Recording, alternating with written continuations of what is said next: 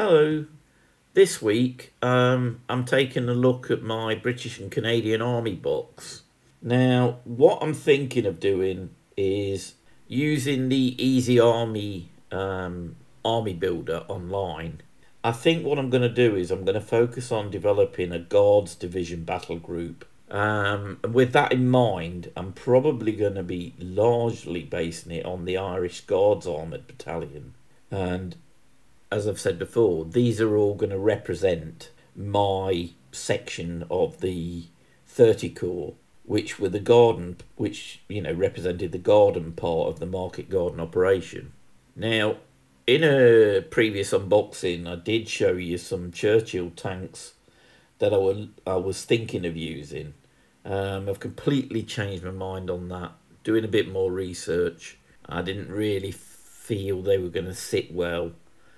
So I've moved them on actually, and what I've looked to do is order some replacements, because this is going to be a vehicle heavy army really. So I'm going to be ordering a Cromwell tank, probably a Sherman 5, a Sherman Firefly, and probably a Sherman Mark 3. And again, as you may recall, I've got an M5 half track and also the Humber Scout Car for Brigadier Joe Vandeleur. Returning to the soldiers themselves, I'm going to be looking at trying to produce a couple of platoons, but from pictures that I've seen online, these come with heads and separate helmets, and it may be a hit and miss thing, but I've seen one or two that have looked a little bit like tin tacks, with the helmets just sat on top of the heads. They just look a bit strange.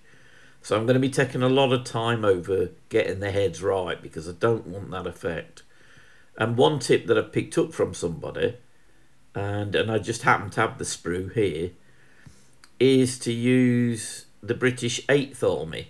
I think I got this free on the front of a magazine, because on that the heads come with the helmets already fitted. So it'll be a good way to filter some different looks into the army by using the heads from this sprue. Another idea that I'm thinking of carrying over from my previous armies, to make it easier to identify my NCOs and my captains or my medics, is via the helmets.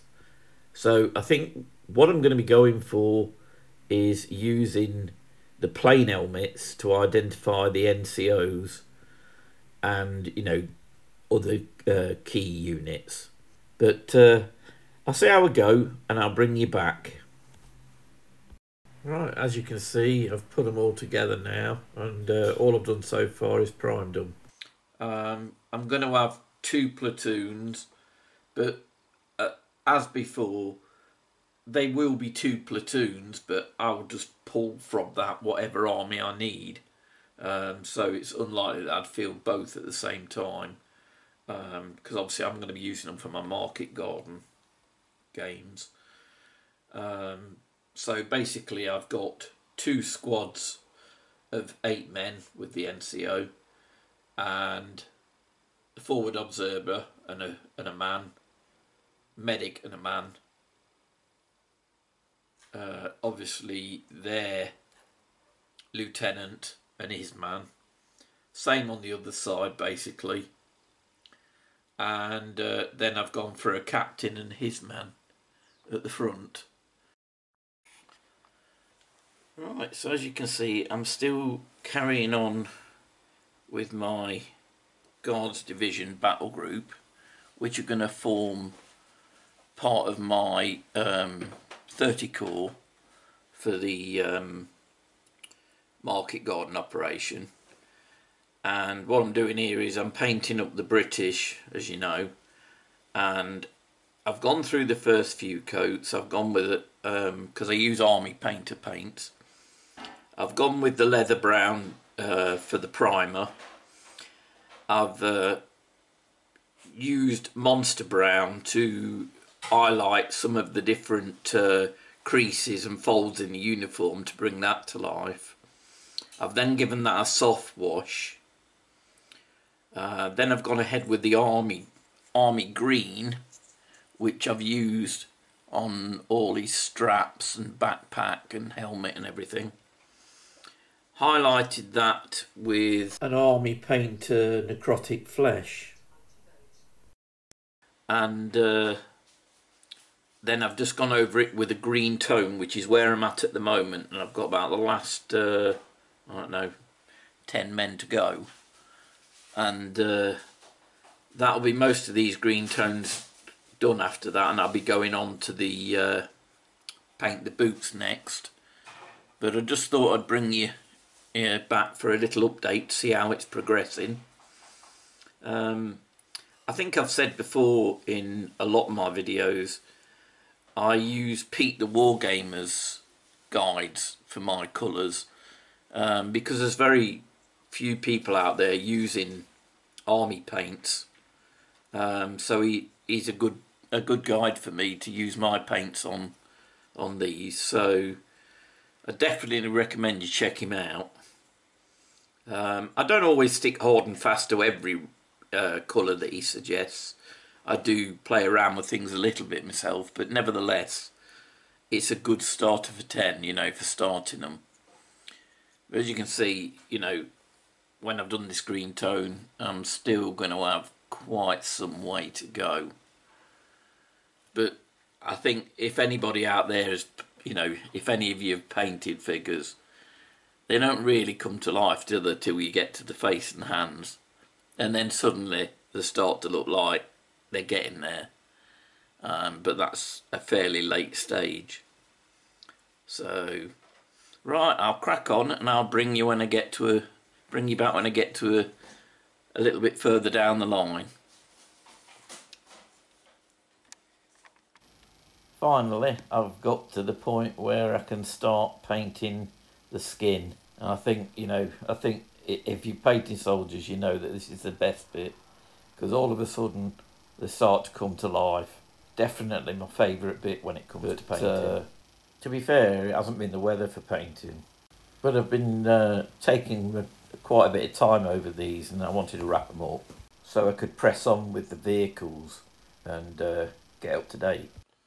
Right, so I've just put the finishing touches to these now, painting, and they're all they've all had their final wash. It's been really tricky because with the heat wave and everything, it makes painting really difficult, because, well, it's just not ideal for painting in, because the paint's drying as fast as you're applying it. And I wouldn't normally have painted these when it's like this, because it's just too hot. But I wanted to get these done so I can move on to the vehicles in the army. I've got a decision to make once these are dry about whether to apply the transfers or not. The transfers that are supplied with them are not really ideal for the Guards unit that I'm building, but I'm also thinking that if I was to leave the decals off, I could use the same force by mixing it up for a future project. You know, I could have them involved in a D-Day project or something like that, but that's a long way down the line. For now, these are, as I've said before, they're going to represent my Guard unit, which is going to be a mobile unit, so it's going to consist mainly of tanks, half-tracks and trucks. So I wouldn't necessarily be fielding all of these at once, but from these I can pull out whatever army I want, and it just gives me that greater degree of flexibility.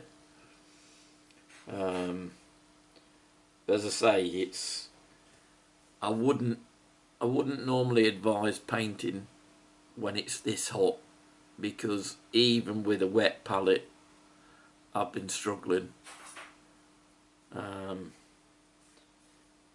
But there they are, they're finished now. As I say, I've just got to decide about the decals. If I don't go with the decals, it'll be basing up will be next, but I'll bring you back in another video for that. But for now, they're complete.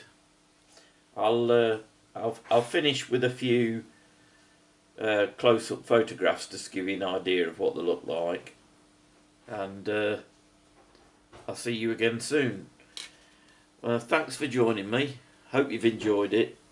If you have, please consider giving me a thumbs up or even subscribing so you can follow the next step on their journey, because obviously these are all part of a bigger project, my Operation Market Garden project, but they were kind of a last minute addition because these are going to represent 30 Corps.